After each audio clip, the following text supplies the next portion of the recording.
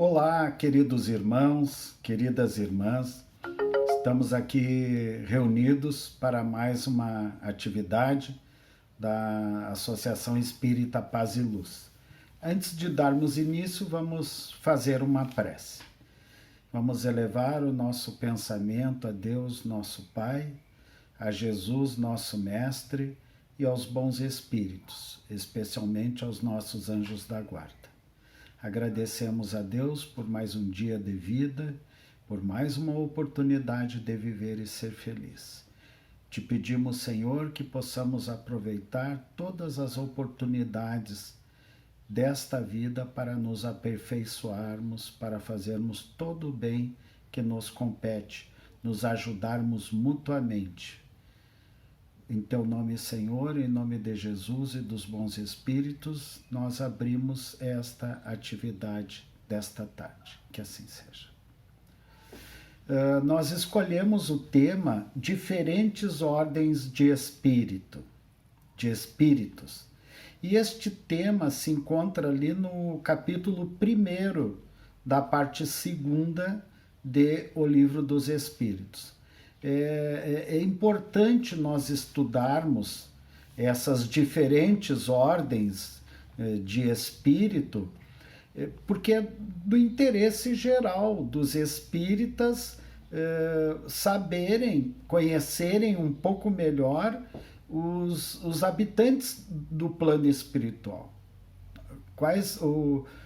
Que tipo de espírito, né, mora no plano espiritual, quais as suas principais características. E também isso para os espíritas em geral. Para os médiuns e os lidadores da mediunidade, aqueles que trabalham nas reuniões mediúnicas, é fundamental conhecer essas características básicas, né, de todos os espíritos que possam se manifestar na reunião mediúnica. Então nós vamos analisar um por um dessas ordens de espírito e dessas classes, porque cada ordem tem subdivisões. Então, de uma maneira geral, Kardec nos coloca que os espíritos superiores aceitam 3 diferentes ordens na classificação dos espíritos. De cima para baixo, a primeira ordem é a dos espíritos puros. Espíritos puros.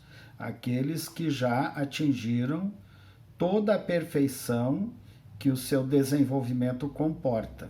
Então, são espíritos que detêm todo o conhecimento do universo e detêm todas as virtudes, todas as qualidades morais, né, que comporta, né, o desenvolvimento espiritual. A segunda ordem é dos bons espíritos. A predominância do espírito sobre a matéria. Então, a preocupação geral dos bons espíritos é com a parte espiritual e não com a parte material. E o bem é a sua principal característica. Todos se dedicam a fazer o bem. A terceira ordem é formada pelos espíritos imperfeitos. Vejam que Allan Kardec não coloca como espíritos, coloca como espíritos imperfeitos e não como espíritos inferiores. Ele não usa o termo espírito inferior, não, espíritos imperfeitos, distantes da perfeição. Então, é errôneo nós nos referirmos a um espírito dessa forma, espírito inferior.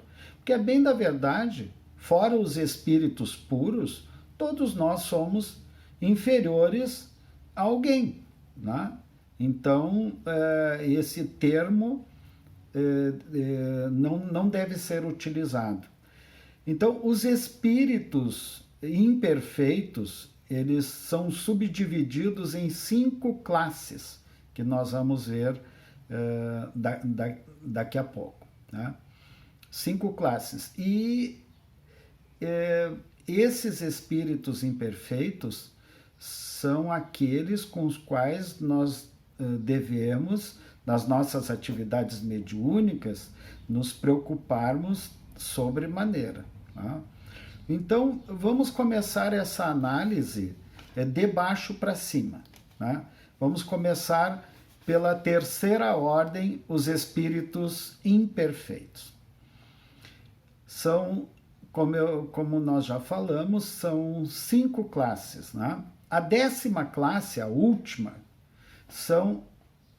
é a dos espíritos impuros.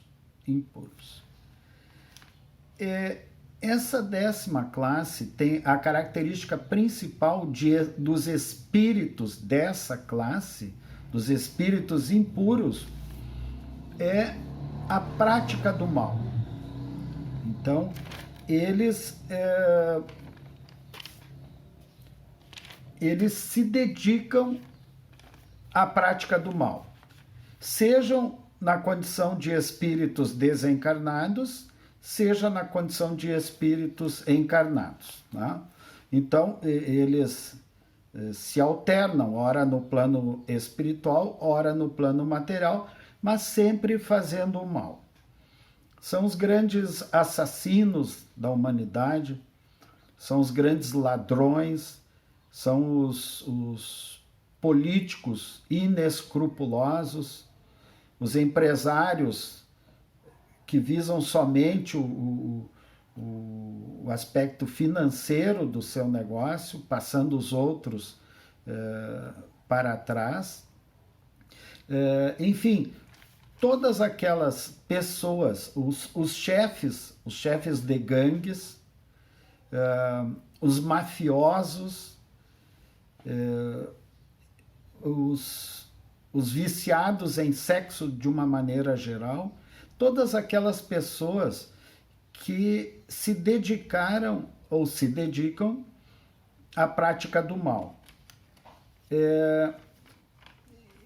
Na condição de espíritos desencarnados, eles dão conselhos pérfidos, enganadores, traiçoeiros às pessoas, insuflam a discórdia e a desconfiança, se mascaram de todas as formas para melhor enganar. Quando encarnados, dedicam-se à sensualidade, crueldade, à malícia, hipocrisia, cupidez e avareza sórdida. Por ódio ao bem, quase sempre escolhem suas vítimas entre as pessoas mais honestas. São verdadeiros flagelos para a humanidade. Esses são os espíritos impuros, tá? Então, nas reuniões mediúnicas, nas atividades mediúnicas, nós temos que tomar as devidas precauções com relação a esse tipo de espírito. A 9ª classe é formada pelos espíritos levianos ou zombeteiros. Eles são ignorantes, maliciosos, inconsequentes e zombeteiros. Eles se intrometem em tudo e a tudo respondem, sem se incomodarem com a verdade. Então, numa reunião mediúnica que não seja séria, se alguém perguntar alguma coisa fora de propósito, fora da seriedade com que deve ser encarado a reunião mediúnica, eles vão responder, tá? Eles vão dar os números da loteria, eles vão desenhar mapas de onde se encontram riquezas, tesouros, enfim, eles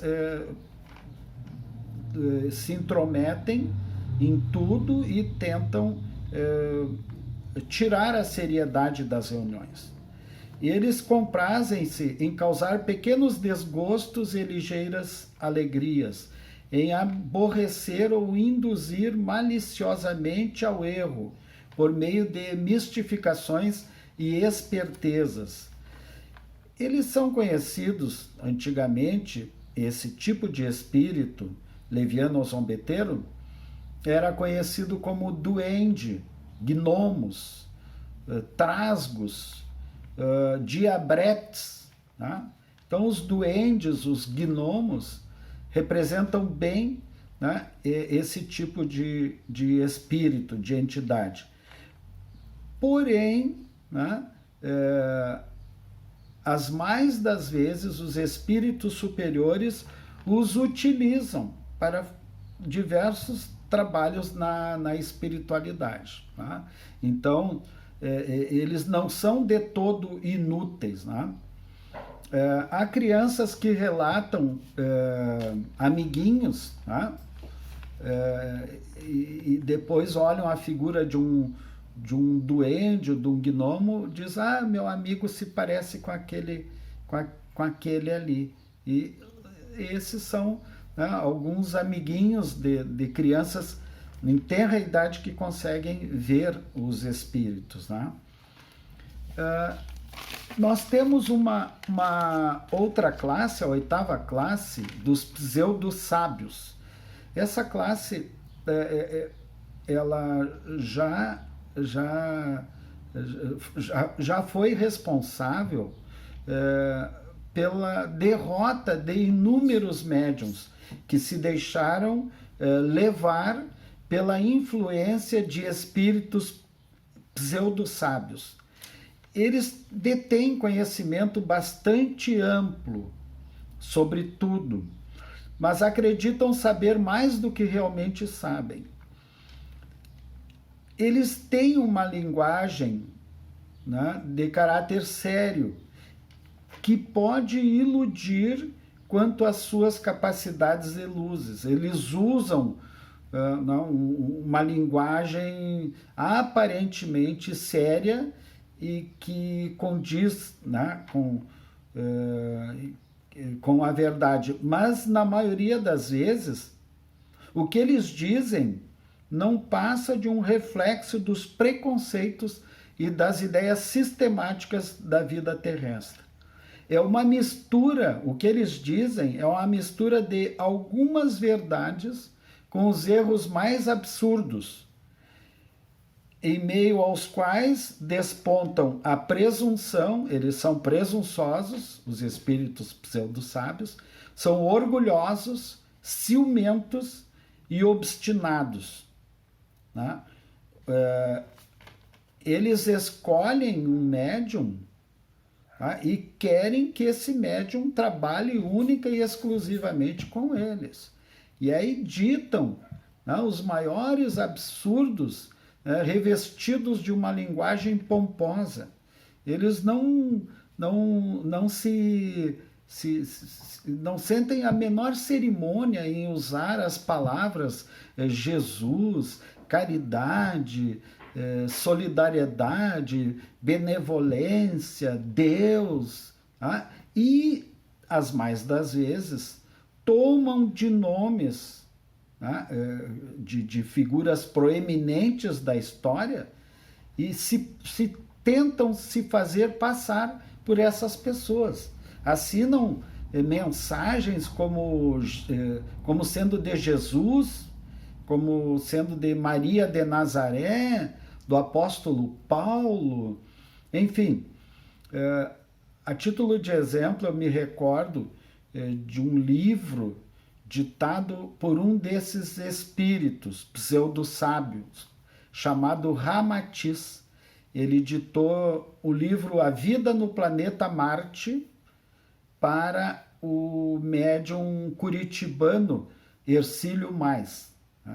Então, daquele livro ali, de todos os outros que Ramatiz ditou, que eram um espírito pseudo-sábio, ditou para o médium Hercílio Mais, não se salva quase nada. Né?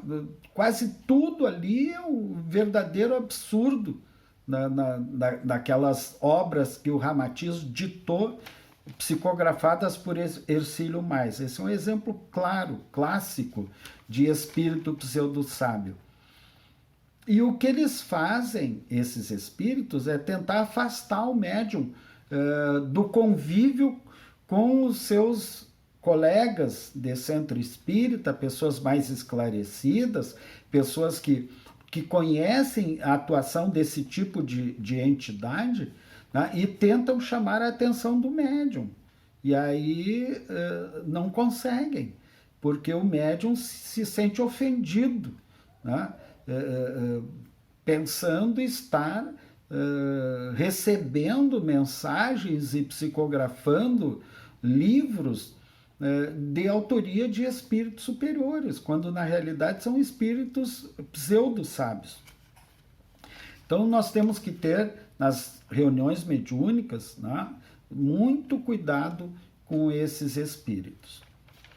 A 7ª classe é uma classe muito comum, tanto a encarnados quanto desencarnados. São os espíritos neutros. Eles não são nem suficientemente bons para fazer o bem, nem suficientemente maus para fazer o mal. Mas somente pelo simples fato deles não fazerem o bem, ou raramente fazerem o bem, já denota o grau de inferioridade desse tipo de espírito. A grande maioria dos encarnados aqui na Terra está nessa condição de neutralidade. E a grande maioria, ou melhor dizendo, a maioria dos espíritos desencarnados também se encontra nessa condição de neutralidade. Eles se inclinam tanto para um como para o outro lado, tanto para o bem quanto para o mal, e não se elevam acima da condição vulgar da humanidade, quer em moral, quer em inteligência. São espíritos medianos, né? Medianos tanto quanto com relação às qualidades morais, quanto com relação ao conhecimento, né? Estão dentro da média, né, da humanidade. Então, esses espíritos neutros, eles perdem excelentes oportunidades de se elevarem por comodidade, por orgulho, mas especialmente por egoísmo. Eles dedicam-se somente a si e a sua família mais próxima. Não ajudam ninguém, não sentem, não se apiedam pela dor alheia, né? Não sentem compaixão, não têm empatia, né? A única coisa que interessa são eles e os seus familiares. E nós estamos cansados de ver isso, né? De espíritos que se dedicam egoisticamente somente a si próprio. Não ajudam ninguém, não movem uma palha, não se condoem com a dor dos outros, das pessoas. Tá cheio de exemplos por aí. A 6ª classe dos espíritos imperfeitos são os espíritos batedores e perturbadores. Não formam, a bem dizer, uma classe distinta pelas suas características pessoais. Podem pertencer a todas as classes da 3ª ordem. Muitas vezes manifestam sua presença por efeitos físicos, tais como pancadas, ruídos, movimento e deslocamento anormal de corpos sólidos, agitação do ar, etc. Até esse tipo de espírito, até fogo, ele coloca nas coisas, né, sem nenhuma causa aparente, né? Quando uma porta bate, se fecha, foram eles que provocaram essa agitação do ar, né? Ninguém fechou a porta, ninguém fechou a janela se fecha sozinha, a porta se fecha sozinha, são eles que provocam essa agitação do ar. À noite a gente ouve barulhos pancadas, ruídos, né? Levanta, olha para cá, olha para lá, ninguém causou isso, foram eles que causaram, que causam esse tipo de efeito físico, né? Eles afiguram-se mais apegados à matéria do que qualquer outro espírito, e parecem ser e são os agentes principais das vicissitudes dos elementos do globo. O que significa isso? Eles agem sobre a água, sobre o ar, sobre o fogo, sobre a terra, sobre os corpos duros, inclusive nas entranhas do planeta Terra. Eles são utilizados pelos espíritos superiores. Eles são utilizados pelos espíritos superiores na produção desses fenômenos, na produção dos terremotos, na produção dos maremotos, na produção das chuvas, na produção dos ciclones, enfim, todas essas mudanças climáticas, os espíritos superiores utilizam esses espíritos que agem sob as suas ordens, né? Então, também eles, espíritos imperfeitos desse tipo, têm a sua utilidade, né? Talvez só os espíritos maus, realmente maus, impuros, que se dedicam única e exclusivamente para o mal, né, não têm utilidade no contexto, né, da progressão da Terra, né? Bom, a segunda ordem, então vimos, né, as 5 classes da primeira ordem. A segunda ordem é dos bons espíritos. Os bons espíritos, ou espíritos bons, a característica principal é o desejo do bem, mas não só o desejo, eles fazem o bem. E neles está entranhado a predominância do espírito sobre a matéria, ou seja, eles sabem, os bons espíritos sabem que o espírito deve predominar sobre a matéria, que os interesses do espírito devem sobrepujar os interesses do corpo, né? Compreendem Deus e o infinito e já gozam da felicidade dos bons.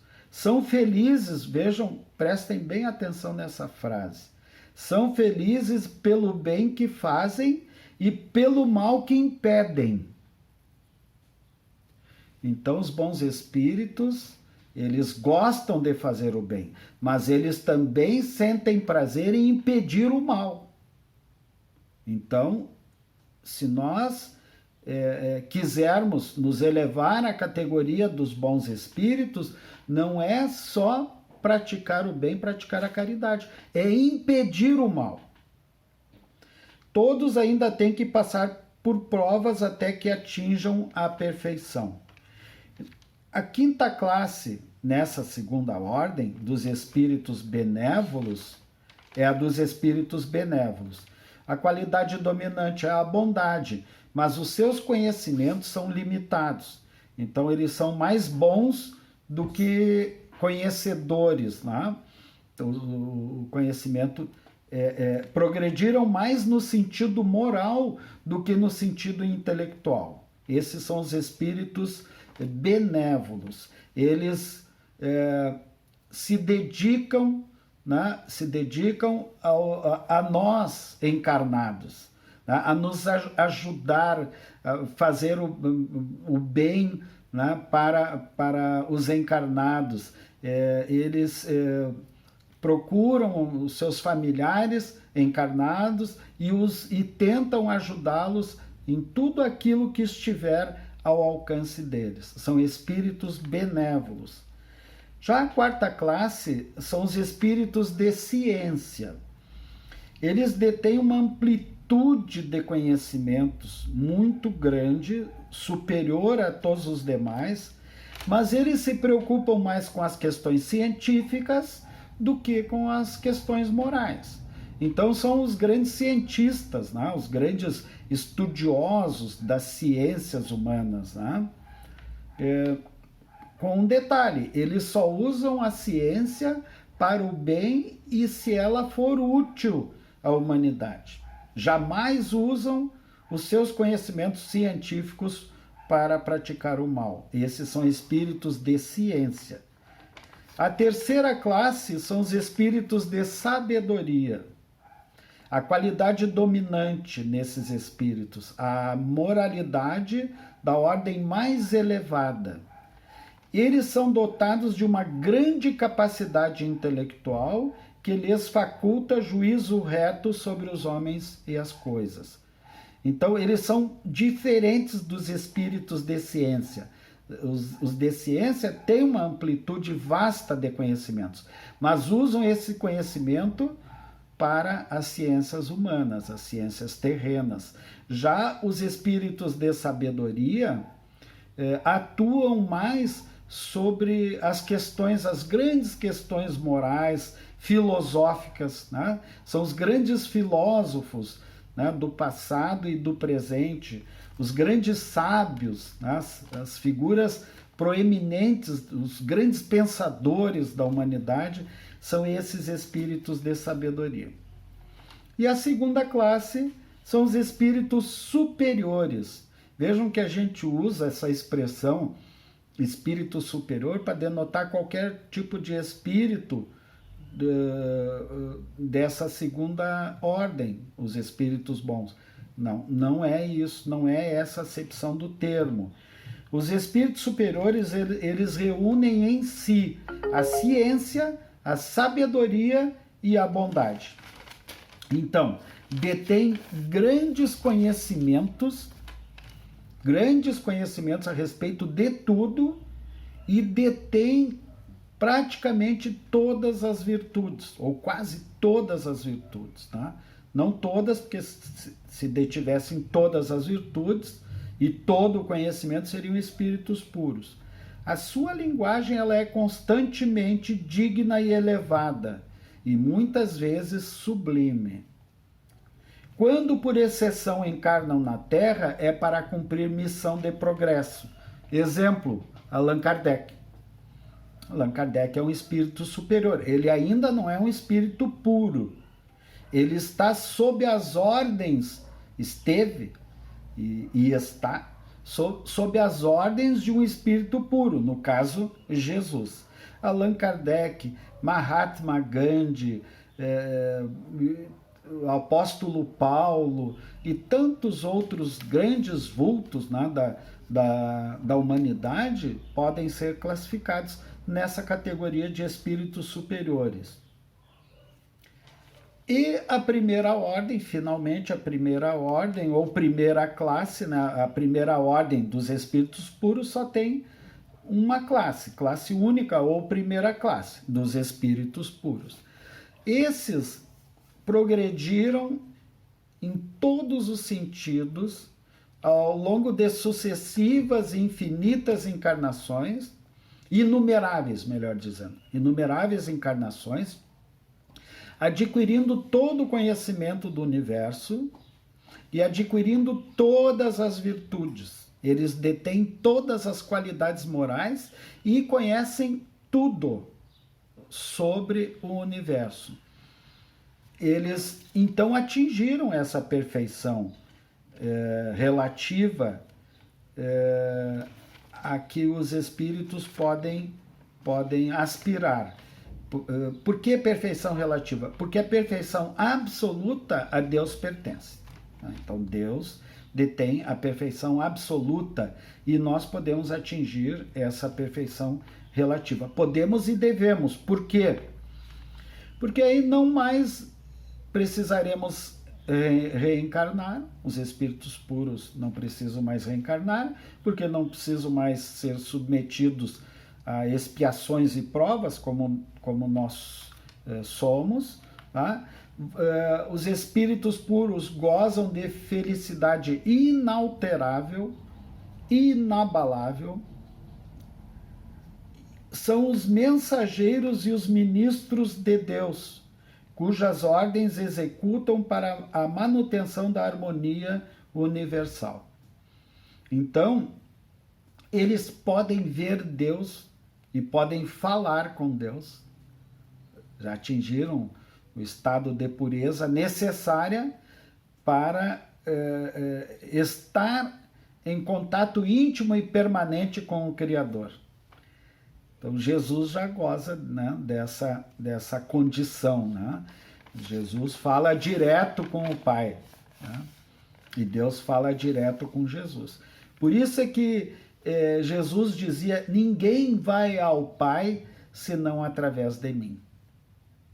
Ele sabia o que ele estava dizendo. E Jesus, para complementar, nos trouxe essa doutrina, né? Que é o Consolador prometido, essa doutrina fantástica, maravilhosa, que tanto nos esclarece e tanto nos consola. Né? O Espiritismo tem explicação para tudo, para todas as grandes questões que nos dizem respeito, que dizem respeito ao espírito imortal. Nós somos espíritos imortais. Ninguém jamais vai conseguir nos destruir. Tá? E somos viajores do universo, viajantes do universo. Agora estamos encarnados aqui na Terra. Quiçá, né, depois de desencarnarmos, reencarnaremos em outros mundos habitados, melhores, ainda melhores, muito melhores que a Terra. Era esta a mensagem que gostaríamos de trazer aos queridos irmãos e irmãs. E até uma próxima oportunidade. Fiquem com Deus, fiquem com Jesus.